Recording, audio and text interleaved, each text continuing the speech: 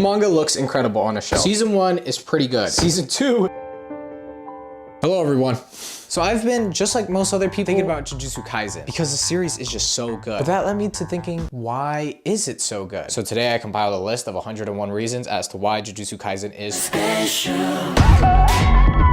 The geometric art style is very nice to look at. Manga chapters release weekly, which I know isn't anything too crazy because a lot of these mangas do, but still, he's pretty consistent with it and he gets these chapters out pretty fast. The manga covers are so aesthetically pleasing. There is actually a volume 0. The manga overall is packing some heat right now, but we're gonna be getting into that stuff later on in the video. The dialogue at times is really funny. Now, obviously, when it comes to mangas, we got one dude sitting down, just drawing a bunch of motherfucking panels. So let's give some goddamn appreciation to some of these panels. These are some of my favorites. I like this panel because of the flow of the whole thing. It's broken up into multiple different pieces. You got the action shots, you got the reaction. It just looks so sick. Nah, I'd win. This is fucking hilarious. In the anime, it's crazy, but in the manga, first time reading this panel went so fucking hard. The first time Gojo hears Geto's voice in like over a year, this Gojo panel. This author must love Gojo because he gets some of the greatest manga panels in the entire series. Itadori and Todo. I feel like this moment is just iconic. This panel of Sukuna and Jogo is really cool. I especially love the cover for that chapter. Sukuna just looks so sick. Just this whole section.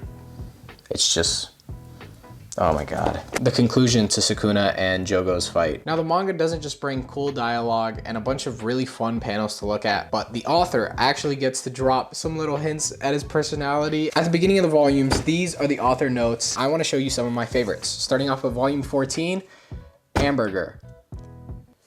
What the hell does this even mean? Smart gorillas hide their nipples. Thank you for letting me know. He's a cat cyborg asking if you've got a problem. That is awesome. As if nothing happened. This just feels so Cowboy Bebop-esque. Now don't get me wrong, some of these author notes are kind of mid. There is one of these that actually stood out to me as it's just genius. And you might be wondering which volume could that possibly be in? It's in the first one. The first volume's author notes, spectacular. At the beginning of the first volume, he says this: the other day, I saw a video of myself laughing hysterically. I was a little taken aback at how demonic I look. I hope you enjoy that type of person's first graphic novel. He just wants to see you suffer. One thing I really like about the series is that it evolves like crazy. It starts off as like a playful little jokey shonen series, and then death. The story takes darker routes, which I was not expecting, but I am so here for. That all is amplified when we get to the Shibuya arc, which I think is a near perfect arc. I don't want to call Gojo a plot device because he isn't. He's a fully established character that is really interesting and a great part of the story, but what he adds to the overall plot is just genius. I love the fact that a character like Gojo is in this series. Honestly, I might make a video in the future of why I think Gojo being in Jujutsu Kaisen is the greatest idea that this author has come up with. Most characters in the series get pretty good character arcs. One of the greatest parts in the series is Todo and Itadori becoming brothers, and this only happens because of a backstory that never even happened. I really like that the story isn't just super serious all the time. Like, it allows itself to be really goofy, but it doesn't take that and make the story just super absurd. It still somehow feels very grounded. If you want to end the story, if you want the plot to be finished, if you want to defeat the main villain, kill yourself. Some of the plot twists that we get shown in the series, insane. And that leads you into the idea of this story will constantly just keep you guessing. Like, no character is safe. And I love that. Only us, the readers, are able to tell when Sukuna has taken over Itadori's body. The story has flashback sequences that I think are all handled pretty well. I like every single one of the backstories, except for one. This is Jujutsu Kaisen, a story where a bunch of characters have a bunch of cool ass powers, but you don't actually need powers to stand toe to toe against some of these guys, which I think is really amazing. Some of these characters actually don't have any abilities and they're still able to kick ass. I think everybody can agree that when you first saw the main cast of characters, they reminded you of Naruto, which I think is actually pretty cool. Especially because these characters are not copies of Naruto at all. The female lead especially is not like Sakura at all. She is not boy crazy. It's refreshing having female characters that don't just simp over guys the whole time. Itadori as a character, thank God he doesn't whine. Megumi Fushiguro has this ability that he can summon, and every single minor inconvenience that happens to him in the show, he just tries to whip that thing out. Panda exists. Itadori is the main character of Jujutsu Kaisen, but honestly, Any of these characters could be. Genuinely, if the author wanted to, he could have killed off Itadori and had some other character just pick up the series, and it still would have worked. If this character told you to shit yourself, you would do it. Maki is actually such a great female character with so much depth. Nanami is a stoic badass, and I love him. Yuta Okkotsu is like the Shanks of this universe. He just came in at the very beginning of the series, established himself, and then disappeared. Where's that guy at? Gojo exists. Toji exists. Geto is literally a Pokemon trainer. Jogo is actually stupid strong, but he's only been versing the strongest people in the universe, so he just looks like a complete bitch every time he gets into a fight. I love it. Kusakabe, one of the strongest rank 1 sorcerers, avoids every single fight. You are my special. This little 5-second clip of this rabbit trying to fight Toji Zenin is the entire reason why I wanted to watch the anime. I was only caught up with the manga. I wasn't too interested in watching the anime. After seeing this,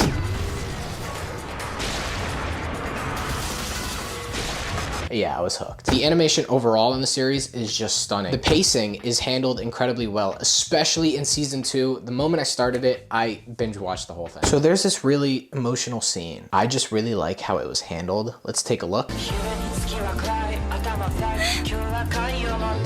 This is awesome. Geto and Gojo break up outside of a KFC. I especially love how they animated this scene because of the meme format that we got with this.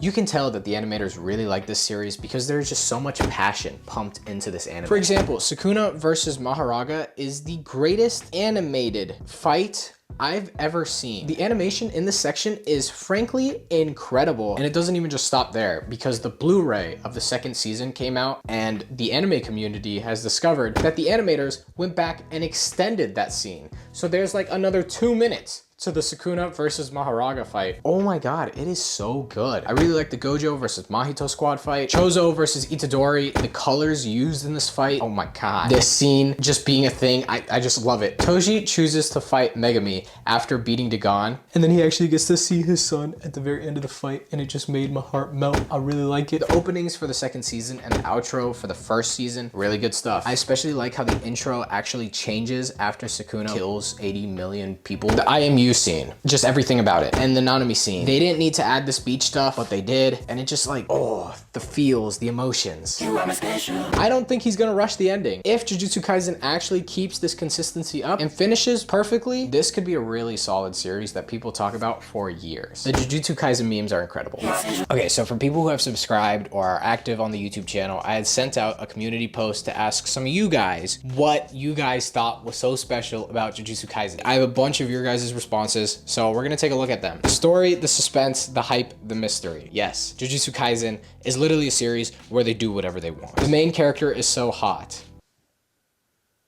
Definitely love the art style, the fights, the power system, and the character design. I completely forgot to even mention that. Yes, there is the similarities to Naruto with the main cast. But besides that, Jogo, Nanami, Mahito, Geto, I really like how these characters look. The fact that the main character has less screen time than the side character. If season 1 wasn't a thing, I actually think that's true. Everything lol. Well, on a serious note, I love how complex the power system is. There's times I want to turn my brain off and enjoy fights, but when I actually want to use my brain while reading, Jujutsu Kaisen does it for me. I love how there's so many possible theories at the end of every chapter, reminiscing on the Game of Thrones days. The theories are sick. I don't personally keep up with them because I just feel like no one can truly predict what's gonna happen. The cliffhangers and everything else. Sukuna, just pure Sukuna. The fights are very good, and also the side characters are just better than the main. Honestly, Itadori is kind of lacking in his own series. There's probably like 10 characters I prefer way more than Itadori. The overall plot and characters are the best part of the show, and of course, definitely the sane fan base, and they're not I'd win antics. The community for Jujutsu Kaisen is a bloodbath, and I love it. They are some of the funniest motherfuckers ever, but also some of the most deranged. They are snorting so much copium. This is the spoiler section in the video. We're gonna talk about spoilers, spoilers, spoilers. It's a bit weird, but I like the fact that the writer decides to kill some of the characters, making us, the audience, feel that the mission is very dangerous. When I was first reading through the series, I really thought that the author just needed to kill Gojo. And he did it! But I don't think there's a lot of people out there who agree with me, especially this person. They wrote the absolute god-awful latest arc, Sukuna Kaisen. I'm tired of it.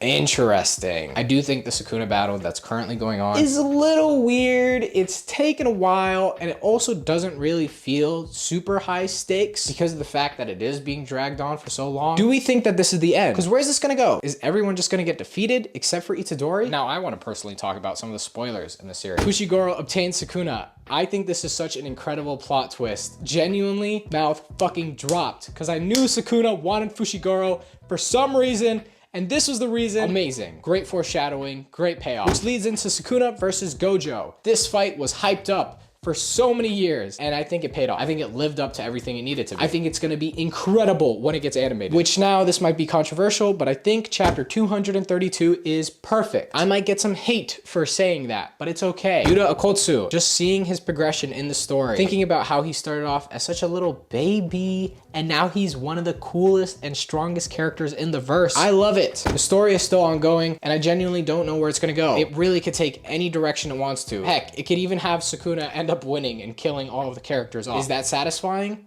I don't know, but the author might be able to just pull it off and make it work. Jujutsu Kaisen, it just does whatever it wants. And that is what makes Jujutsu Kaisen pretty fucking special. Subscribe, go watch some of my other videos. Goodbye.